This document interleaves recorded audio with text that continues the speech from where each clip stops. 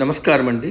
భగవద్గీతలో నేడు 14వ అధ్యాయము గుణత్రయ విభాగ యోగమునందు 9వ శ్లోకము తాత్పర్యం వినిపిస్తున్నది మీ విజయభాస్కర్.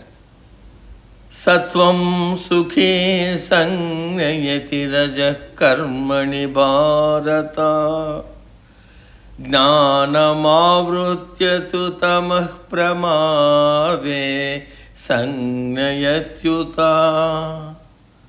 తాత్పర్యం: ఓ అర్జున, సత్వగుణము సుఖమునిస్తుంది, రజోగుణము కర్మలు చేయడంలో ఆసక్తి కలుగజేస్తుంది, తమో గుణము మనలో ఉన్న జ్ఞానమును కప్పివేసి నిర్లక్ష్యమును సోమరితనాన్ని కలుగజేస్తుంది. పైన చెప్పబడిన ఈ 3 గుణాలు వేటిలో ప్రవర్తిస్తుంటాయనే విషయం ఈ శ్లోకంలో వివరించాడు.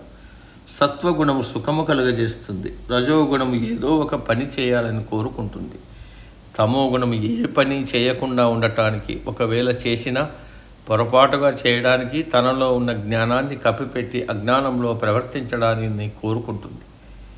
ఈ విషయంలో రామకృష్ణ పరమహంస గారి వ్యాఖ్యలను మనం తెలుసుకుందాం.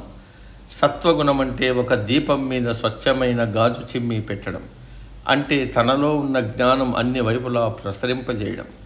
రజోగుణం అంటే ఒక దీపం మీద కంతలు ఉన్న గంప బోర్లించడం, అంటే తనలో ఉన్న జ్ఞానాన్ని కొద్ది కొద్దిగా బయటకు వేగంగా కర్మల రూపంలో ప్రసరింపజేయడం.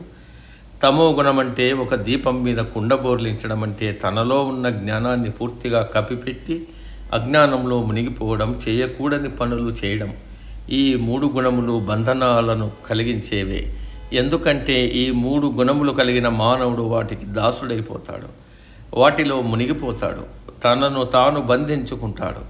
అవి లేకపోతే బతకలేననే స్థితికి వస్తాడు.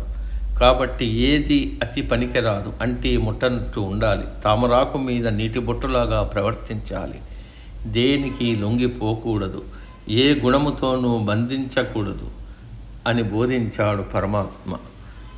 నేటికి సమాప్తం. తదుపరి శ్లోకం రేపటి రోజు. సర్వే జన సుఖినో భవంతు. అందరూ బాగుండాలి, అందులో మనం ఉండాలి.